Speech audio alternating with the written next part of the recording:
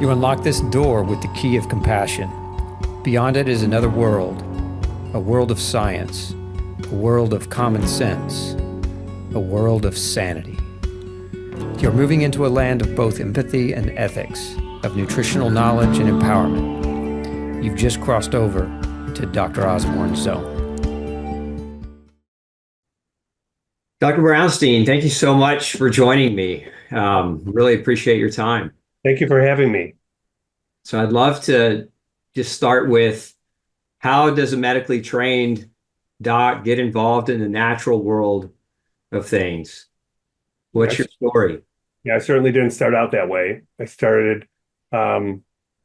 grew up in a conventional household. We didn't take any vitamins or minerals or pay attention to what we ate. And just went to the doctor when we were sick. We took whatever the doctor told us to take, and we didn't question anything. And I grew up with a bad case of asthma, severe case of asthma, multiple trips to an emergency room. And when I was a kid, I was sure I knew how I was going to die. I was going to figure I was going to die in a asthma attack.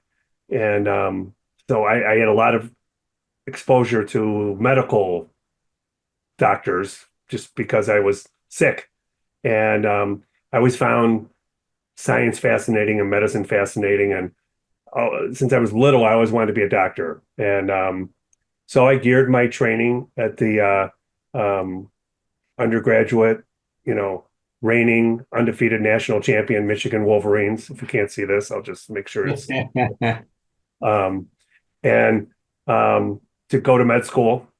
And I went to med school at Wayne State in Detroit, and I bought into everything I was taught. I thought drugs were the answer to everything. I thought I was taught to diagnose pathology and then prescribe the one drug to treat that pathology. And I bought into it. I thought that's had the answer for everything. So I used to tell people back then, don't take supplements. It's a waste of money. I made fun of my mother-in-law for taking supplements. She was way ahead of me back in the day. She was a big fan of Adele Davis, and she used to get a couple newsletters and show me the newsletters. And I thought, I used to tell her, you're just making, expensive urine. So I went to, because I saw my family doctor a lot for my asthma, I just decided I wanted to be a family doctor. And it's what I went to med school for. And so I finished a residency in family practice, and that's where I am. So I started practicing conventional medicine as I was taught, and I was diagnosing pathology and prescribing the drug to treat that pathology. And I was like, this was this was plan A. There wasn't a plan B. This was it. This is what I thought I wanted to do my whole life. And around 6 months into that practice, I started to have some anxiety out of nowhere. It popped up. And I lost sleep for a couple of days, and I was getting up and getting ready to go to work. And it was about 3 nights a row of not sleeping great. I blurted out to my wife, I don't want to be a doctor anymore. I had never said a word to her before this. I met her when I was 18 at orientation at University of Michigan, the reigning undefeated national champions in football. And since she met me, that's all I talked about was being a doctor. There was no plan B for that. So she said, what's wrong? And I said, I'm not helping people. I'm just prescribing drugs that most of the time aren't treating the underlying cause of the problem. And they're just treating symptoms. And I'm having to prescribe other drugs to treat the problems from the first drugs. And, the people aren't getting better. And I said, I can't do this for the next 30 years. She said, what are you going to do about it? And I said, I don't know. Now, at that point in our lives, she was pregnant with our first child. We had $100,000 in student loans. I didn't have any backup plan. And, this anxiety started to overflow in me. I've never had that before. And that same day I said that to her in the morning, getting ready to go to work, saw a patient in the office, and the patient had been bothering me to meet his chiropractor for a long time. His wife and my wife were friends, and they worked together. So we've done something socially, and he talked to me about how his chiropractor really helped him. Not so much with adjusting, with, I don't know, giving him things, later there's supplements. I didn't really know what he was doing, but a chiropractor helped him much more than adjusting him. Now, before that, I never referred to a chiropractor. I used to tell people they were dangerous. I never knew what a chiropractor was, never went to a chiropractor, never met a chiropractor. But we were taught in med school, they're dangerous. People shouldn't see them. And so I used to parrot that as well. Well, in that period of anxiety and lack of sleep, I saw that patient that morning. He gave me the chiropractor's name and number. At lunchtime that day, I called him and set up a dinner meeting for following Tuesday. And Tuesday rolls around. I come home from work. I tell my wife I'm going to cancel that dinner meeting. I don't feel like going, and it's a waste of my time. And she said, it's too late. That would be rude. You need to go. And as I was walking out the door, she told me to be nice. And I went.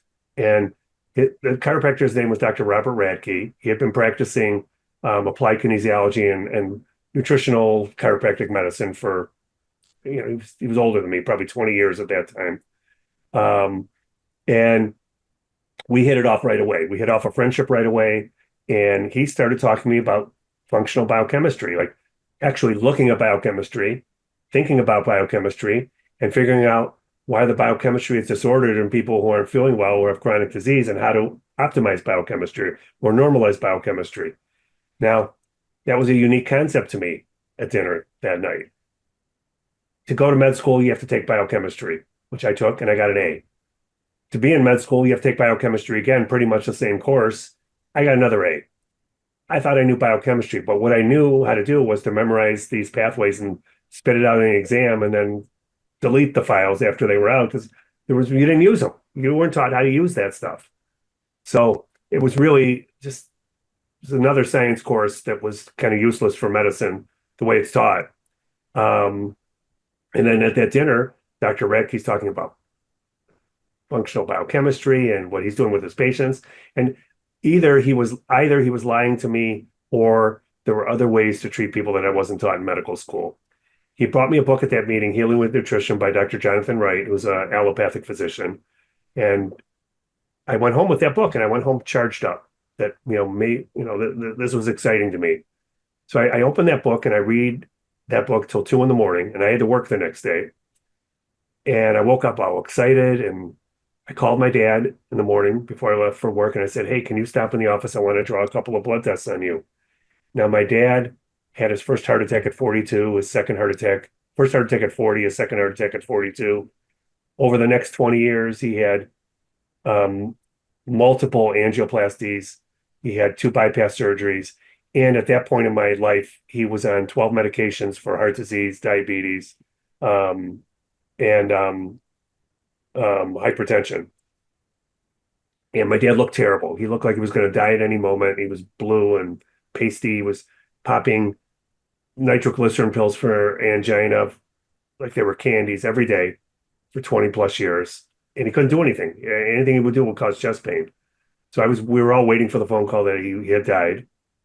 And because of what I talked about with Dr. Radke, because of what I read in that book that night till 2 a.m., I drew 2 blood tests on him. I drew his thyroid levels, much more in-depth thyroid levels than what I taught in medical school, full thyroid panel instead of just a TSH level. And we can get into that in our talk. And I drew his testosterone levels. And his levels come back 7 days later. His testosterone levels were below detectable limits from the lab, and his thyroid levels were in the reference range, but in the lower part of the reference range. So I put my dad on 2 things, natural thyroid hormone and natural testosterone. Within 7 days, his 20-plus-year history of angina melted away. He never used another nitroglycerin pill. Within 30 days, his face pinked up. He felt better. He was doing things without chest pain. I get his blood work again, and his cholesterol, which has been perpetually stuck in the 300s, on medication and on a terrible diet. I mean, my dad ate horribly, smoked, he was overweight, he never exercised a day in his life. I mean, my dad could eat like the best of them out there, but he looked better and he acted better, and his cholesterol now, instead of the 300s, was below 200 without changing any of his bad habits. And I saw the changes in my dad, talked about it with Allison that night, and I knew I made a change. So I went to the practice I was in, which I was going to be a partner, and I said to the partners, no, my wife's ready to have that baby any day. First baby's coming. We're just waiting for it. I went to them and said, I'm not going to be a partner anymore. And they said, what's wrong? And I said, nothing's wrong, but I want to go practice a different type of medicine. And they said, what's that? And I said, I'm going to do holistic medicine. Told them about my dad, his story. And they said, what's that? And I said, I don't really know, but I'm going to have to figure this out. And they said, why don't you just do it here?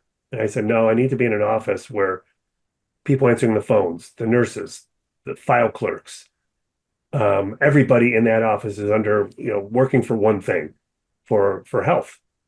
Um, and so I left, and here I am 30 plus years later. And, I've written 17 books, write a national newsletter, got a busy practice. I'm practicing with my girls who are both doctors and having the best time of my life. And it was the best thing I did.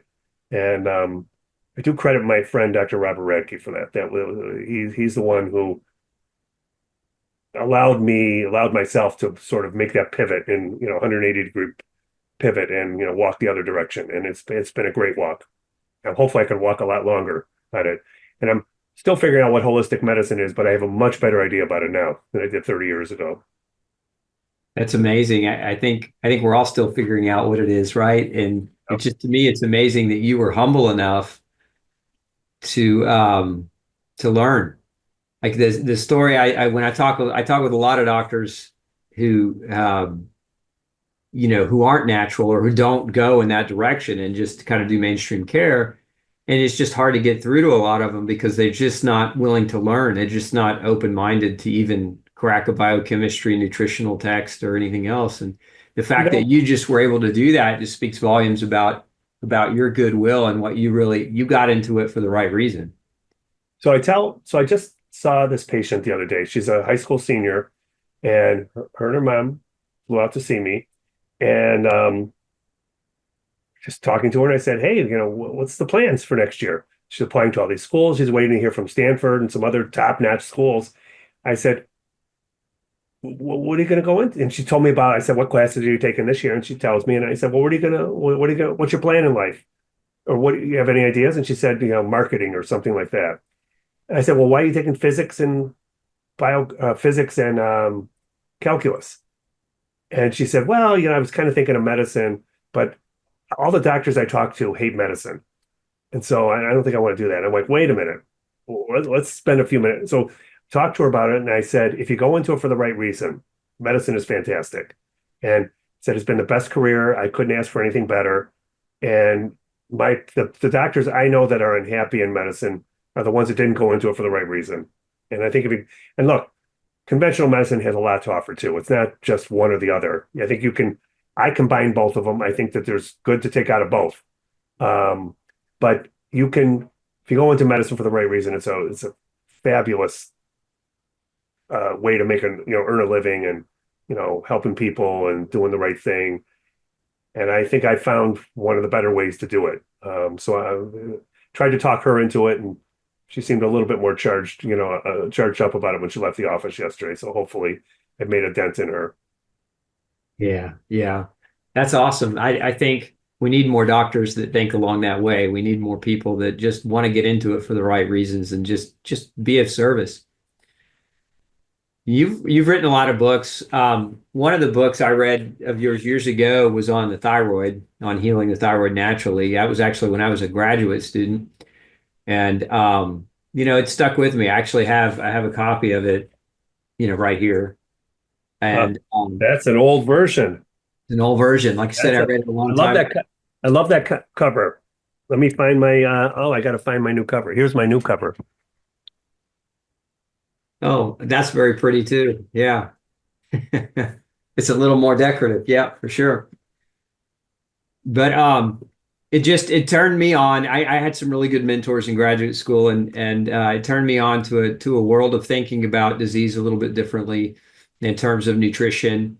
And I really would like to pick your brain today for our audience about thyroid disease, and I'd like to start maybe first with low thyroid, hypothyroidism, and just kind of have you walk me through that. You'd mentioned earlier that what you ran on your father was more than just the standard TSH. So maybe we can just start with like what is the appropriate investigation biochemically for somebody watching this to ask their doctor, hey, I want to do more than TSH. What are we looking at? Well, the thyroid gland sits here in the lower part of the neck, and it's a small gland, a butterfly-shaped gland that produces a hormone, thyroid hormone, that's essential for every cell in the human body. We can't live without it, and it has to produce enough thyroid hormone to drive the metabolic rate of every cell in the body 24/7, 365 days of the year. So little variations in that thyroid hormone, it only produces about a teaspoon of thyroid hormone for a whole year. So little variations in that teaspoon have big effects on the body since every cell requires it. In medical school, I was taught appropriately thyroid physiology and biochemistry, that the thyroid gland is stimulated from thyroid stimulating hormone, or TSH, which comes from the gland in the pituitary, which is right behind here. And TSH is thyroid stimulating hormone, and it's named appropriately. It stimulates the thyroid gland to make thyroid hormone, which goes through the bloodstream and stimulates the metabolic rate of the cells of the body. So I was taught to check TSH levels only. And if the TSH level was above the reference range, it could have a low thyroid situation, because the pituitary is producing a lot of thyroid. It's trying to whip the thyroid to make thyroid hormone, yet something's wrong here. And it's not making enough thyroid hormone. So in those cases, I was taught to give them thyroid hormone, primarily Synthroid or levothyroxine or T4 derivatives of thyroid hormone. Well, I wasn't taught to do anything differently in today's world, because I just have two daughters who finished their training, and they were taught the same thing. The only thing different with them is they were taught to check a T4 level. T4 refers to a substance called levothyroxine, which the 4 is 4 atoms of iodine are attached to the thyroglobulin molecule. That's primarily what gets released from the thyroid gland and goes to the rest of the body, gets taken up by the cells, and then, drives the metabolic rate, or does whatever thyroid hormone's supposed to do for those cells. So T4, when it gets invited into the cells, converts into T3, which is triiodothyronine, the active form of thyroid hormone. It has 3 atoms of iodine on it versus T4, which has 4. That 3-atom thyroglobulin molecule, T3, binds the thyroid receptors in the cells, and that's what ultimately drives the rate. So when I learned to look at the biochemistry a little bit in more detail, I was looking at thyroid hormone producing T4 and T4 converting into T3. I thought, why shouldn't we be checking that instead of just TSH levels? And after reading that book by Dr. Wright, I started to read other people's articles and books. And there were back then, that was early 1990s. So there weren't that many, but there were a few talking about we should be checking the other thyroid hormones. Why not check the active form of thyroid hormone, T3? And what if somebody has a conversion block? They can't convert T4 to T3. It's called a T4 conversion block. What if they can convert T4 to T3, yet there's resistance in the receptors of thyroid hormones to binding T3? It's called thyroid hormone resistance. If you're not checking this stuff, it doesn't exist. You'll never see it. What you don't check, what you don't look for, you're not going to see. So I started doing that full thyroid panel, which was a TSH level, free T4, free T3, a reverse T3, which is really important. I talk about all this in my book on thyroid and thyroid antibodies. And instead of checking one thing, I now check six or seven things. And I get a much better, broader, more important, more, just more what's going on in that person at that time picture than just checking a TSH level. What I found over 30 years of doing this is just checking a TSH level is it's a lousy way. It's not the word I want right now, but it's a lousy way to assess thyroid function, and you miss a lot of problems with it. And a lot of people are suffering because of that. So again, I have chapters on each of these things, in my thyroid book. So just checking more in detail, you mentioned free T3, free T4, T3, T4, TSH, and reverse T3 as part of that spectrum of what you're measuring versus the standard TSH by itself. You mentioned iodine. Do you measure iodine? Do you look at people's iodine levels as well? I do measure iodine. That is part of everyone should have their iodine levels assessed. So iodine is an element that's an essential element for the human body. We can't manufacture iodine. We have to get it from the diet or we supplement with it. And recall that I said that T4 has 4 atoms of iodine attached to thyroglobulin. T3 has 3 atoms attached to thyroglobulin. You can't make thyroid hormone without iodine. Well, you can't make any hormone in the body without iodine because iodine concentrates in all the glandular tissues. The glandular tissues include the thyroid, the ovaries, the uterus, the breast, the prostate, and the pancreas. And all these organs are producing hormones, and they all need iodine to do that. And they also need iodine to have the normal architecture of the glandular tissue. So if we have enough iodine, we have normal architecture. What does that mean? It means it's normal. It's a normal butterfly-shaped thyroid gland. It has no lumps on it. It has no nodules. It has no cysts. It has no bumps on it. That means breast tissue is normal. No lumps, no cysts, no nodules, no abnormal growths that are growing. Pancreas, ovaries, uterus, all the other tissues would be normal. And if I call this normal architecture, that's what we want. And iodine deficiency, what's been shown in animal, test tube, and human studies is that you get abnormal growths in these tissues. If they take the form of cysts first, cysts are fluid-filled sacs. They're usually benign. But in the breast, fibrocystic breast disease, which is one of the most common diagnoses you can make for young women out there, is a precursor to breast cancer in many studies. But you get cysts forming in tissues, goes on longer, the cysts become hard and nodular, goes on longer, they take a hyperplastic appearance if you biopsy them and look at it under a microscope, and cancer is the end of that road. This has been shown in animal test tube and human studies. In animal test tube and human studies, you can halt and even reverse this pathway. Now, if you think about what's happening in our country right now, thyroid cancer is the fastest growing cancer. Breast cancer is a U.S. woman has a 1 in 7 lifetime risk of being diagnosed with breast cancer. Those are big numbers. 1 in 7 women. 1 in 3 men, similarly, prostate cancer. You have pancreatic cancer growing at epidemic rates, ovarian cancer, uterine cancer, same thing. And we have a big, big mess on our hands. And I think that that mess is caused in part, probably in large part, from this iodine deficiency epidemic we're facing. I have a book on iodine called Iodine, Why You Need It, Why You Can't Live Without It. Iodine levels have fallen 50% across the United States over the last 50 years. And during that time, all those illnesses have skyrocketed. And, we're in trouble. And, this Maha movement is coming at the right time because America's sick right now. We need to make it healthy again. And it's going to come from a holistic approach. It's not going to come from a drug approach.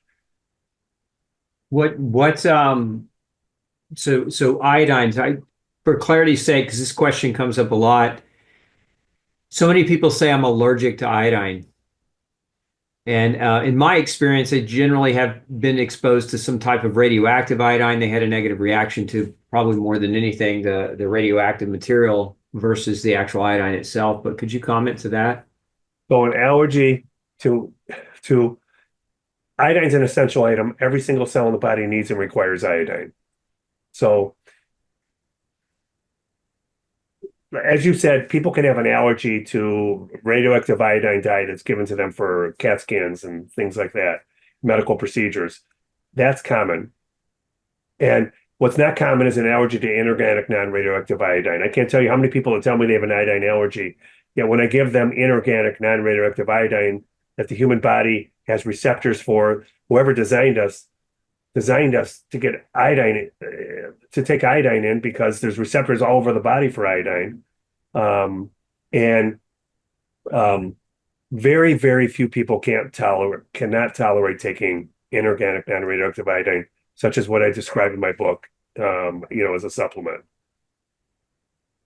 What do you feel like is the driving factor behind, the iodine deficiency? We've got the goiter belt up in the kind of the mid northwest part of the country, but what are your thoughts on iodine deficiency and why it's so prevalent? So the iodine, interesting with iodine. You talk about iodine with anybody, whether they have any knowledge of iodine or not. everyone seems to be interested in iodine. Their eyes perk up a little bit. They stand up a little straighter when iodine is discussed because it's an interesting, for whatever reason, it's an interesting substance for people. So you're right. The Goiter Belt is where I live in around the Great Lakes. It's the states that border the Great Lakes. It's Wisconsin, Illinois, Indiana, Michigan, and that state down south that we've beaten 4 times in a row. Starts with a lowercase o. Um, Yeah. four in a row. Um, so and they did win a national championship this year. They won a 2-loss national championship and they're 4th place in the Big Ten. Congratulations for them. They're not undefeated, reigning national champions like Swan. Anyways, so iodine, if you draw a line from the central United States down, including where you live in Texas, the whole mid part of the U.S. has seriously low iodine levels in the soil. And what's happened because of poor farming techniques and erosions and things that iodine levels have fallen across the United States. And according to the National Health and Nutrition Examination Survey, which the government does every 10 years, and we're waiting for this last one. This last one was supposed to be released during COVID. They haven't released it yet. But iodine levels have fallen over 50%. And during that time, iodine levels have fallen over 50%. We've seen rapid rises in all the thyroid illnesses, Hashimoto's, Graves', hypothyroidism, and thyroid cancer. Plus, we've seen increases in all those glandular diseases, including cancer of the ovaries, uterus, breast, prostate, pancreas, and of course the thyroid. And the first thing we should be doing to make America healthy again is let's correct iodine deficiency, which is rampant across the United States. We're all eating we're all eating pretty much the same foods these days. And the food supply is just deficient in iodine because the soil is deficient in iodine. Do you think that fluoridation has anything to do with it, like competitive halide? So iodine is part of the halide family. If we go back in time to high school for those that did take science majors or beyond, the periodic table of elements, group 17, which is on the right side of the periodic table, is the halides, and the halides in order of their size are fluoride, chloride, bromide, and iodine. And each of those halides are competitive inhibitors in the body, meaning if you get one halide in at high amounts, it can kick the other ones out. 2 of those halides are essential. We can't live without them. Every cell in the body needs and requires them. That's iodine and chloride. Chloride we get from salt, sodium chloride. And 2 of the halides are toxic, non-essential items that have no known therapeutic value in the human body. That's fluoride and bromide. Now, we could argue about whether fluoride is helpful for preventing cavities, which studies have shown that countries that fluoridate versus countries that don't fluoridate have the same number of cavities. But fluoride is a very toxic element. It's an extremely electronegative substance that can damage tissues. It should not be in our water supply. It shouldn't be in our food supply. And if we're going to use fluoride for anything, perhaps we could put it in toothpaste and nothing else, and that might be adequate for fluoride. But we're getting over fluoridated from water and juices and everything else that it's in. It's in fluoride's in a bunch of drugs as part of its chemical makeup. And bromide is another toxic halide that's all over the place. It's in computers and iPhones and electronics and carpets and curtains and food and drink. And my testing has shown over 30 years that we are over-brominated and under-iodinated, and it's causing, all these health issues that we're suffering with as a country. So practical application there, filter your water, avoid medicines if possible that contain these halides, and avoid foods and other toxic compounds that contain bromides. And correct iodine deficiency, because if you get enough iodine in, you can competitively inhibit bromide out of the body. So bromide's found in brominated vegetable oils. It's in food and drink. It's in a lot of sodas. Bromide and fluoride are in some antidepressant medications, some asthma medications, and then it's in all this, blankets and curtains and carpets and mattresses and things. We can't get away from it in our country. A lot of brominated substances have been outlawed in Europe. We still use them here. So what this has done essentially, this fluoridation of our water supply and this over-brominated everything else has made our iodine deficiency epidemic worse for us than it is for our predecessors. And I think that's why breast cancer rates continue to rise, ovarian cancer, uterine cancer, pancreatic cancer, thyroid cancer, and as well as other thyroid illnesses like Hashimoto's and Graves' disease going up at epidemic rates. So correct the iodine, remove as much as possible the other halides that the body doesn't need that are non-essential. Is this something that you feel like is why thyroid disease is so much on the rise? What would you say are the top, five things that are contributing to the deterioration of thyroids in humans today?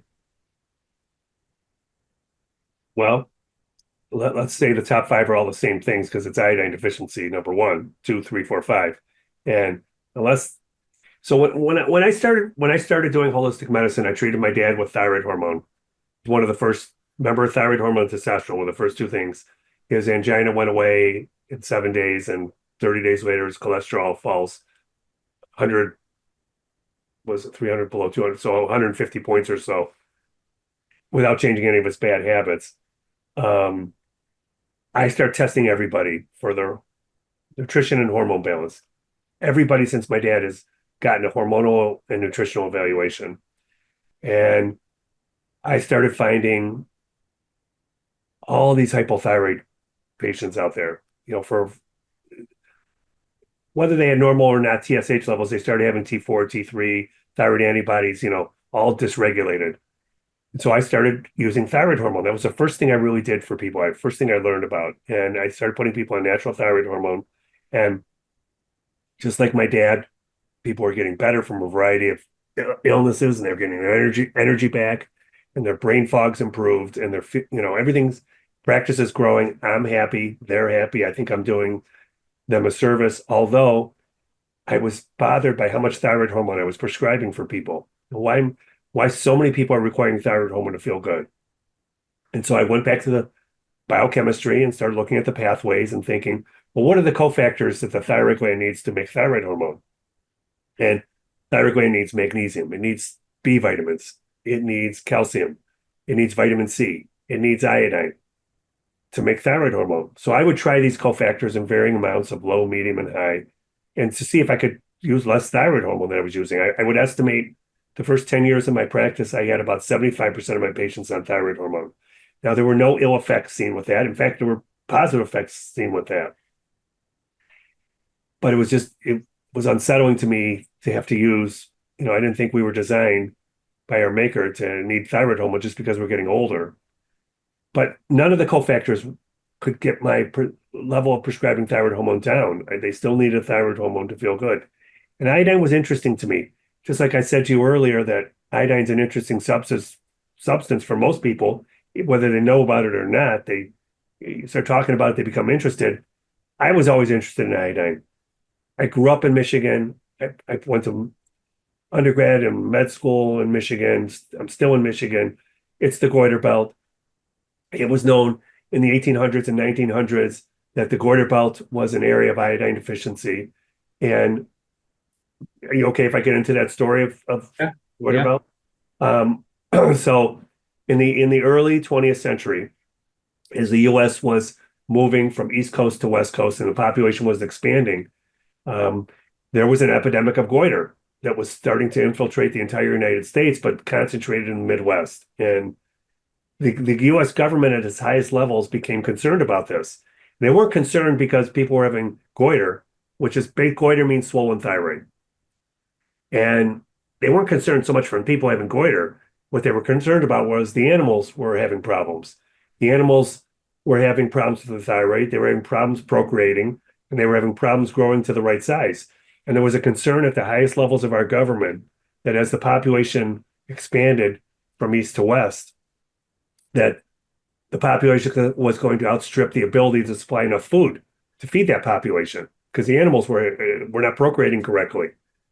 So there was a doctor at Case Western Med School, and I am blocking on his name, and I can't believe I'm blocking his name out of me right now, who wrote a paper about iodine while he was in med school that somehow caught the attention of federal government officials who who asked him to do a study on animals to figure out if putting iodine in their feed would solve this thyroid problem they were having and the procreation problem they were having. So he put varying amounts of iodine in the feed of animals in Akron, just outside of Cleveland, I think the Akron area. And he found the minimal amount of iodine they added to animal food that all of a sudden cured their thyroid problems and their procreation problems and their size problems. He wrote up a paper on it, and the U.S. government used that same amount of iodine per weight for humans to figure out how much the minimum amount humans need to solve their goiter problem. And so the easiest way and the cheapest way to get that into humans was in salt. So the government didn't mandate, but they encouraged the salt manufacturers to put iodine in their salt. So that's how we got iodized salt. So iodized salt was introduced to that four-letter state with a lowercase o. It's known as Ohio, but lowercase o. 0-4 against us the last 4 years, by the way. And he did a study of teenage girls, and he found that the goiter rate went down. I don't have those numbers in my head. Significantly reduced goiter rate when they gave them iodine. And so they iodized salt. The same studies were done in Michigan shortly thereafter, and they iodized salt first in Michigan and Ohio and found the goiter rate went down. So the government encouraged all the salt manufacturers to make iodized salt for the rest of the United States. This was in the mid-1920s to late 1920s. And the goiter epidemic was hailed as the first public health miracle via the use of iodine and iodized salt. And it really helped things. People weren't walking around with these huge thyroids anymore. And that's how we got iodized salt. Now, the interesting part was the interest in iodine went down after that. World War II came, World War II went, and then the goiter epidemic was gone, and big pharma started coming up with drugs, and iodine's a non-patentable substance. It was cheap. There wasn't a lot of money to be made in it, and the interest just waned on it, and it was done. When I was in med school in the 1980s, I was very quickly taught about iodine, that iodized salt solved the goiter epidemic, that there's no more iodine deficiency in the United States because of that, and that was about it. You didn't really think about it. We weren't taught not to use iodine, but we weren't taught to use it, and we were taught that we were taught there was no reason to use it because the deficiency caused from iodine deficiency in goiter is resolved. So it was a public health miracle back then. But over the years, what's happened is our exposure to bromide and fluoride, the toxic halogens, has gone up. We're much more exposed to these things than our great-grandparents and our grandparents and great-great-great-grandparents were. And therefore, our iodine requirements are higher now than our predecessors were. And I think that's, again, the driving link between 1 in 7 women with breast cancer risk, 1 in 3 men with prostate cancer risk, thyroid cancer, the fastest growing cancer, and then, pancreatic, ovarian, uterine, the rest of them going. And I think the only way we're going to reverse this is correcting this nationwide iodine deficiency problem. Do you feel like with iodine, one of the I guess you could say one of the biggest groups that are out there, talking about don't do iodine, right? They're saying this is contraindicated if you have Hashimoto's or if you have Graves'. It's a question and a conversation topic that comes up quite a lot. What is your opinion on giving iodine to people with autoimmune, whether it's hyper or hypothyroidism? Well, I think that's easy. We can tackle this in 20 seconds. So, have iodine levels gone up or down over the last 50 years according to the government's own statistics? I'm asking you. Oh, you got it down. 50%, greater than 50%. Have Hashimoto's, Graves' disease, the two most common autoimmune thyroid disorders, gone up or down over the last 50 years. Oh, So autoimmune thyroid disease has gone up. Iodine levels have gone down. I should do it this way. Iodine levels have gone down. That's called a negative association. Now, that negative association disproves iodine as the cause of this rise in autoimmune thyroid disease. Period, exclamation point. It's the end of, we don't really need to talk about it beyond that. It's done. And could iodine correct this autoimmune thyroid disease? Well, we should have studies for that. Perhaps, but iodine has not caused this. It's iodine deficiency that's caused it. And yes, I can tell you from 30 years of using, of treating people with hormone and nutrients, that iodine cures Hashimoto's and Graves' disease in a vast number of patients. A hypothesis has to withstand all criticisms to be true. So if the hypothesis is that iodine causes Hashimoto's disease, that taking iodine causes Hashimoto's disease, or supplementing with iodine increases your risk of Hashimoto's disease, that's the hypothesis. Well, I've got an N of 2 that I raised that showed that's the opposite case, and I've written about this extensively in my thyroid and iodine books. But my two daughters, Haley and Jessie, are 12 months apart. And my wife was smart enough to make the diagnosis because they were like the shoemaker's kids without shoes growing up. I was busy, in this practice. And look, I was a good dad. I was into all their games, and, I was very involved. And, but I get home from work and the kids were complaining, being tired, and, they got headaches, and they were playing sports, and I didn't want to hear more complaints when I got home. So I might have shut my brain off a little bit with them, with some of the medical complaints. But anyways, we're having dinner one night, and I think the kids were about either 9 and 10 or 10 and 11. And my wife says to me, "Do you think they have a thyroid problem?" And my wife has hypothyroidism. I have hypothyroidism. And I remember I had like a fork or a spoon or something near my mouth. She says it. I put the spoon down. And I grab my forehead. I'm like, "Oy, I haven't checked them. I check everybody else. I think every patient gets a hormonal nutritional evaluation except for my kids." So I credit my wife with making the diagnosis because I had the kids come in, get some blood work. They have raging Hashimoto's disease, both of them. And so I checked their iodine levels as part of that. The iodine levels were low, which is the case with Hashimoto's disease. And I start supplementing them with iodine. And then over a couple of years, I see their Hashimoto's titers, which were in the thousands to start, come down. And now they're 30 and 29 years old, but by the time they were in college, they had no signs of Hashimoto's disease. And when I lecture about this to doctors, I show the progression with their lab tests, as they come down, and I kept upping their iodine dose as they went down. So that's an N of 2 that disproves the hypothesis that iodine causes Hashimoto. Supplementing with iodine causes Hashimoto's disease. It's actually iodine that treats it. And I don't know how many, it's got to be thousands of patients now. Between me and my partners, it's multiple thousands of patients. We've tested over 8,000 patients, new patients in our office, for their iodine levels, and 97% have tested low. And they're not testing quite as low now because a lot of them come into our office and have read my book and they're taking iodine on their own.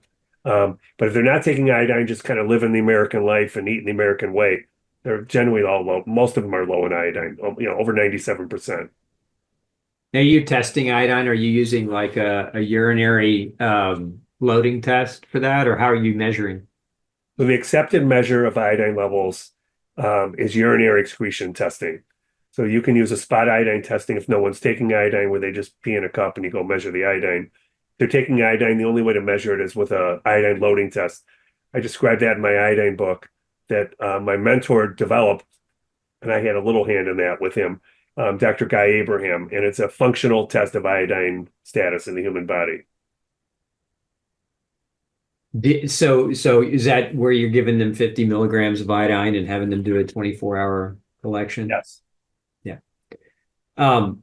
What do you think about people that with active autoimmune thyroid disease that start iodine there's a number of reports that they don't feel as well or they start feeling worse. Do you have a description or an explanation chemically for why that might be for some people?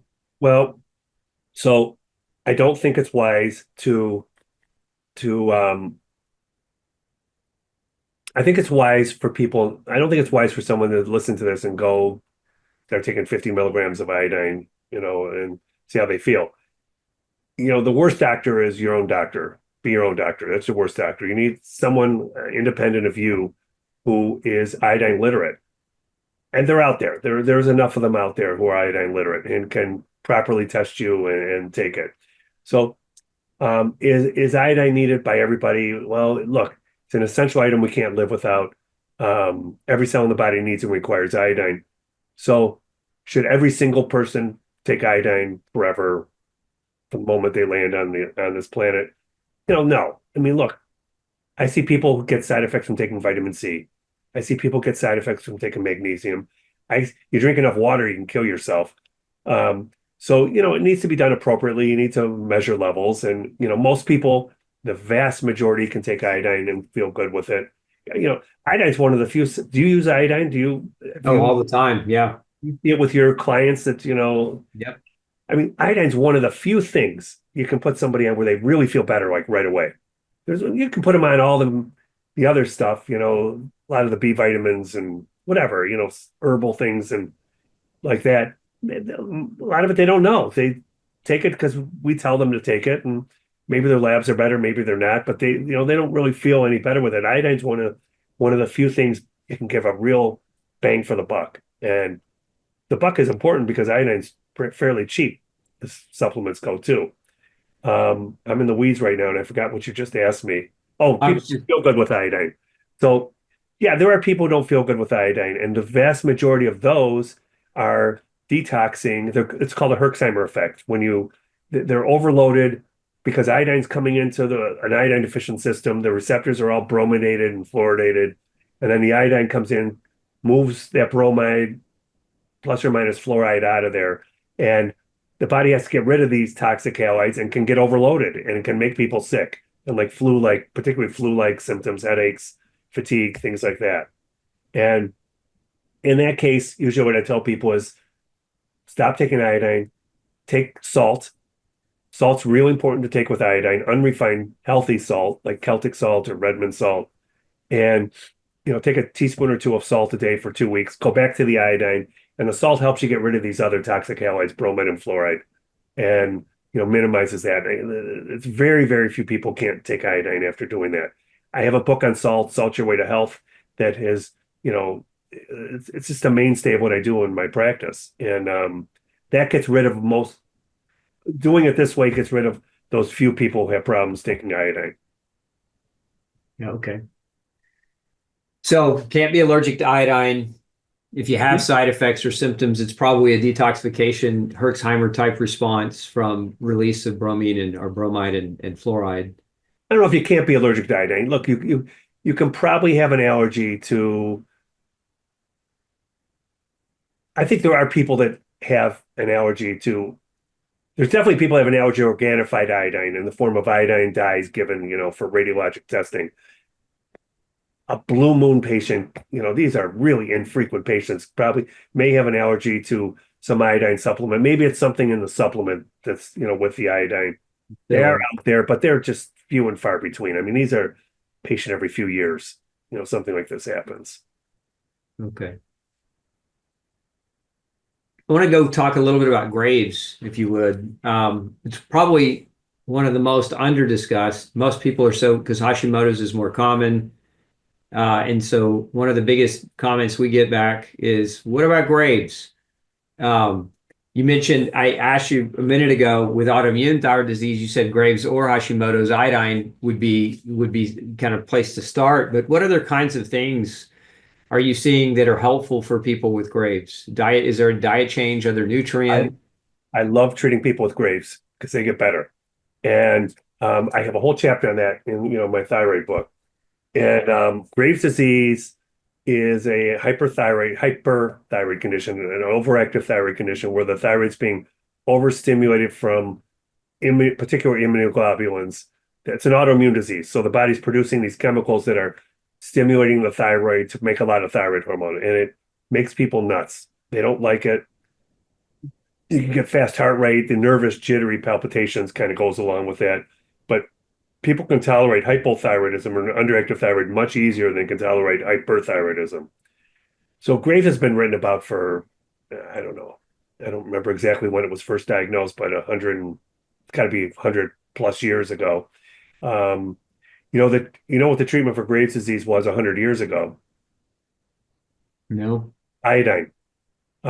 There's much in the literature from the late 19th century to the early 20th century, case history after case after case history of treating Graves' disease with iodine. And in our office, we have 7 practitioners. We all pretty much treat it the same way. We use iodine all the time for Graves' disease. And the conventional treatment for Graves' disease is using radioactive iodine, where you burn the radioactivity kills the thyroid gland as it's taken up. It's radioactive iodine, so as the radioactive material binds to the thyroid gland, it destroys the tissue.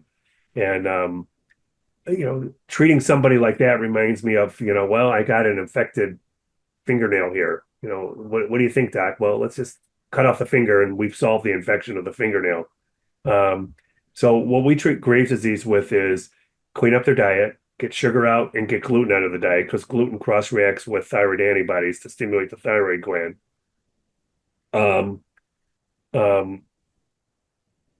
Higher dose iodine helps to calm the oxidative damage that's going on in the thyroid gland. And then things like B vitamins and vitamin C also helps to squelch that oxidative stress that's going on in the thyroid. And we just don't find Graves that hard to treat in our office. Yeah, I've had very similar experience where the gluten-free diet, for many, will take their antibodies level down to non-measurable, and then couple that with good nutritional support, good nutrients. So you're measuring then, going back to what you measure. So a full spectrum, a full array of different thyroid markers beyond TSH. You're measuring the different nutrients, including iodine. You're changing people's diets. Aside from gluten, as it relates to thyroid antibodies, do you find any other things? You said gluten, you said sugar, but are there any other foods that you find to be big triggers for people with autoimmune thyroid or just hypothyroidism in general? Well, look, I think they need to eat a healthy diet, and drinking water is part of that healthy diet.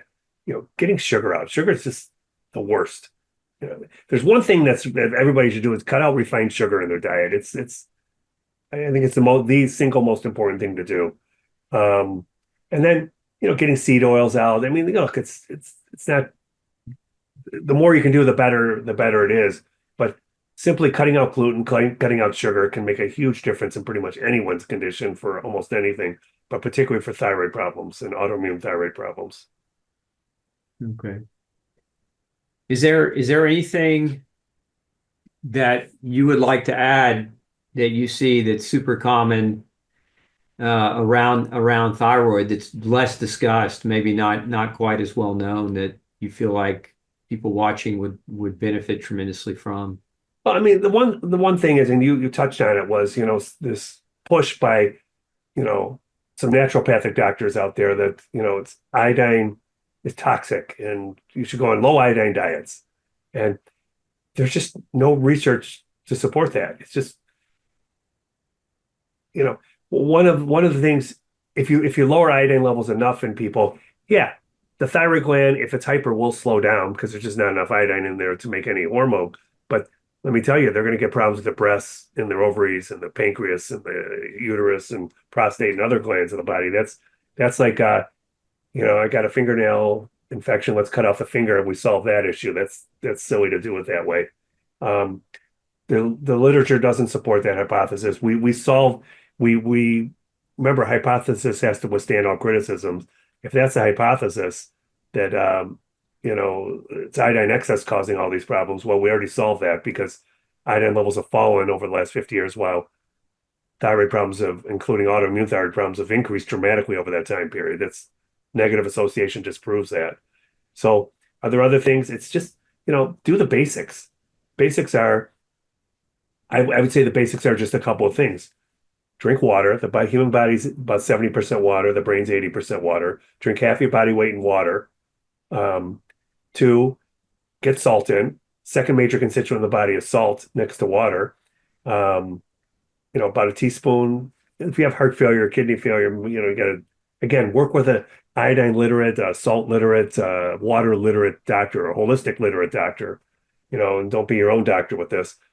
3 is balance the hormonal system using bioidentical natural hormones. 4 is correct iodine deficiency. And the 5th thing I'd say is the basics is exercise. There's a disease out there that exercise doesn't help. People need to get off the chair. They need to get away from the computer. The kids need to get away from, the games that they're playing right now, and, exercise. And I don't mean, going to a gym. If you go to a gym, great. If you don't want to go to a gym, put some tennis shoes on and go for a walk. I tell my patients you have to do at least 30 minutes a day every day. I don't really care how you feel. The only people that shouldn't be exercising are the ones that they exercise and they're in bed for 2 days later. There's something else wrong that you got to correct first before they can exercise. But exercise helps everything. And, I'd say do the basics and, starting with eat a good diet, and let's get crap out of our diet. And hopefully RFK Jr. and the Maha movement, and, we'll be able to correct that and get our health back. Country's a mess, man. I feel I'm going to see the downfall of our country if we don't correct this. We spend 20% of our GNP on healthcare, and what the hell do we get for it? We don't get better longevity rates compared to our equal Western countries out there. We're the worst. We get more mortality. We get more infant mortality, more maternal mortality at birth.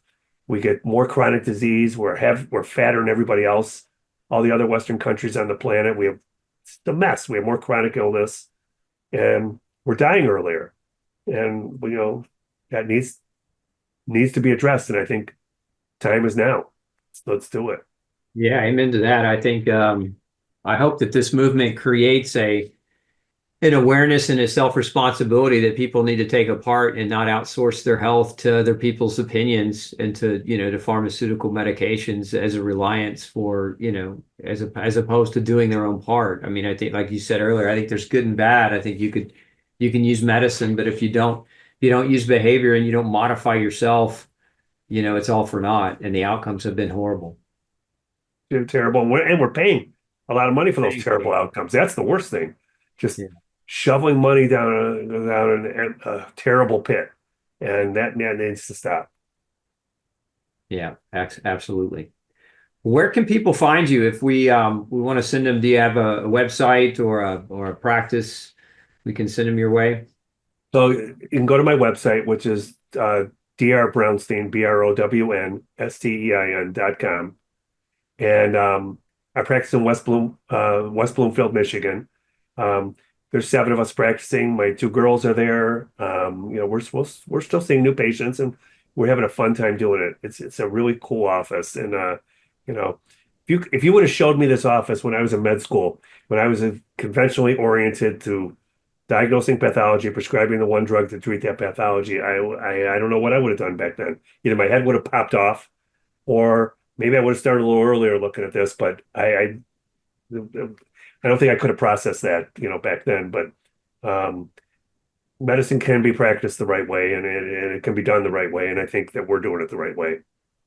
We're having a good time doing it. Well, I sure appreciate what you've done. I appreciate your books and your work and your passion, and certainly appreciate your time today coming on to talk with me. Well, thank you for having me. Let's do it again. Okay, we'll do it. Thanks for tuning in to the Dr. Osborne Zone. Don't forget to share, like, and subscribe for more content like this, and make sure you come back next Tuesday at 6 p.m. Central Standard Time and Thursday at noon 30 for more episodes.